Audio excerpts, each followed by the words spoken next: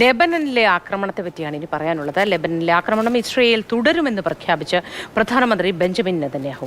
ഹിസ്ബുള്ളയെ ലക്ഷ്യമിട്ട് ലെബനൻ തലസ്ഥാനമായ ബെയ്റൂത്തിൽ നടത്തിയ ആക്രമണത്തിൽ മരണസംഖ്യ 569 സ്ഥിതി രൂക്ഷമായതോടെ തെക്കൻ ലെബനനിൽ നിന്നും കൂട്ടമായി പലായനം ചെയ്യുകയാണ് ജനം. സിറിയ അതിർത്തിയിലേക്കുള്ളതടക്കം ബെയ്റൂത്തിലെ റോഡുകളിൽ കനത്ത ഗതാഗത കുരുക്കാണ്.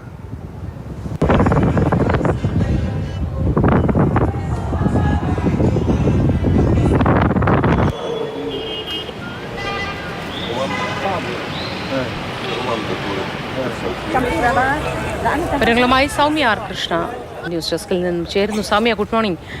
ഈ യുദ്ധം അതൊന്നിനും ഒരു പരിഹാരമല്ല എന്ന് ഞാൻ ഇന്നലെ കൂടി പ്രേക്ഷകരോട് പറയുകയായിരുന്നു. പക്ഷേ അപ്പോഴും പിന്നോട്ടില്ല എന്ന് ഉറച്ചു തന്നെ ബെഞ്ചമിൻ നെതന്യാഹു വീണ്ടും ഇക്കാര്യങ്ങൾ ഒരു വെല്ലുവിളിയോടെ പറയുക എന്ന് വന്നാൽ എങ്ങനെയാവും ഇനി ലോക രാഷ്ട്രങ്ങൾ ഇതിനെ സമീപിക്കുക?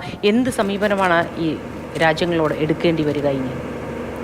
തീർച്ചയായും മോദി, അങ്ങേയറ്റം ദുഃഖിപ്പിക്കുന്ന ആശങ്കയുണ്ടാക്കുന്ന കാഴ്ചകളാണ്, ആശങ്കയുണ്ടാക്കുന്ന പ്രസ്താവനകളാണ് അനുദിനം വന്നുകൊണ്ടിരിക്കുന്നത്. ഏറ്റവും ഒടുവിൽ ബെഞ്ചമിൻ നെതന്യാഹു മോദി സൂചിപ്പിച്ചതുപോലെ പറഞ്ഞിരിക്കുന്നത് ഒട്ടും പിന്നോട്ടില്ല. ഈ ഹിസ്ബുള്ള ഈ ഇസ്രയേലിനെതിരായ നിലപാടുകളിൽ നിന്ന് മാറുന്നതുവരെ ഈ ആക്രമണം തുടരും എന്നുള്ള ഒരു പ്രഖ്യാപിതമായ നിലപാടിലേക്ക് തന്നെയാണ് ബെഞ്ചമിൻ നെതന്യാഹു വരുന്നത്.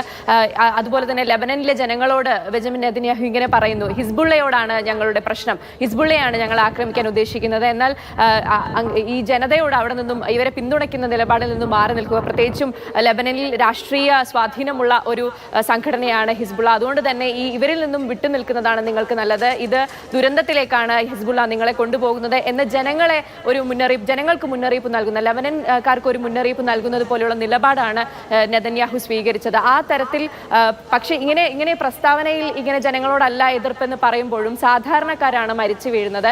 ഇന്നലെ നമ്മൾ സംസാരിക്കുമ്പോൾ ഈ മരണസംഖ്യ എന്ന് പറയുന്നത് മരിച്ച കുട്ടികളുടെ എണ്ണം 30 ആയിരുന്നെങ്കിൽ ഇന്നത് 50 സ്ത്രീകളുടെ എണ്ണം ഇന്നലെ 50 ആയിരുന്നെങ്കിൽ ഇന്നത് 90 മുകളിലെത്തി. ആ തരത്തിൽ ആശങ്കയുണ്ടാക്കുന്ന കണക്കുകളാണ് ഓരോ ദിവസവും വരുന്നത്. ഇപ്പോൾ കണ്ടതുപോലെ തന്നെ കൂട്ടപലായനം നടക്കുകയാണ് തെക്കൻ ലെബനനിൽ നിന്നും. മോത്തി സൂചിപ്പിച്ചതുപോലെ ഇന്ന് UN രക്ഷാസമിതി യോഗം നടക്കുന്നുണ്ട്, അടിയന്തരമായി യോഗം ചേർത്തിട്ടുണ്ട്. മറ്റൊരു ഗാസയായി മാറുമോ എന്ന ആശങ്ക ആന്റോണിയോ ഗുത്രസ്, അതായത് UN സെക്രട്ടറി ജനറൽ തന്നെ അത് പ്രകടമാക്കുകയും ചെയ്തിട്ടുണ്ട്. ആ തരത്തിൽ അമേരിക്ക അടക്കം ഇക്കാര്യത്തിൽ എന്ത് നിലപാടും സ്വീകരിക്കാൻ, അതായത് ഈ യുദ്ധം ഒഴിവാക്കാനുള്ള എന്ത് സഹായത്തിനും തയ്യാറാണ് എന്ന തരത്തിലുള്ള പ്രസ്താവനകൾ വരുന്നുണ്ട്. പക്ഷേ എത്രത്തോളം ഇതിലേക്കൊക്കെ ഇടപെടാൻ രാജ്യങ്ങൾക്ക് സാധിക്കും, എത്രത്തോളം ഇസ്രയേലിനെ പിടിച്ചുകെട്ടാൻ സാധിക്കും, നെതന്യാഹുവിനെ പിടിച്ചുകെട്ടാൻ സാധിക്കുമെന്നത് ഒരു ചോദ്യചിഹ്നമാണ്. കാരണം ഗസയിൽ നടക്കുന്നത് എന്താണ് നമ്മൾ കാണുന്നുണ്ട്. അവിടെ എത്രത്തോളം ദയനീയമാണ് അവിടുത്തെ കാഴ്ചകൾ എന്ന് കാണുന്നുണ്ട്. പലസ്തീൻ വിഷയത്തിൽ മറ്റ് ലോകരാജ്യങ്ങൾ സ്വീകരിച്ച നിലപാട് എന്താണെന്ന് നമുക്കറിയാം. ആ തരത്തിലേക്ക് നോക്കുമ്പോൾ ലെബനനിലും മറ്റൊരു നിലപാടിലേക്കോ അല്ലെങ്കിൽ അത്തരത്തിൽ ഇസ്രയേലിനെ പിടിച്ചുകെട്ടാനുള്ള ഒരു സാധ്യതയിലേക്കോ എത്രത്തോളം സാധ്യമാണ് എന്നത് ഒരു ചോദ്യമായി തന്നെ നിലനിൽക്കുകയാണ്. എന്തായാലും സാധാരണക്കാർ വലിയ ബുദ്ധിമുട്ടിലാണ്. സ്കൂളുകളിലും മറ്റുമാണ് അവർ അഭയം തേടുന്നത്.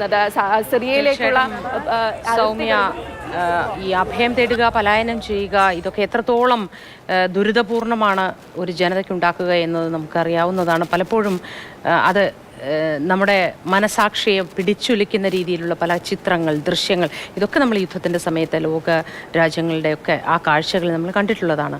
അതുകൊണ്ട് തന്നെ യുദ്ധം ഒന്നിനും ഒരു പരിഹാരമല്ല.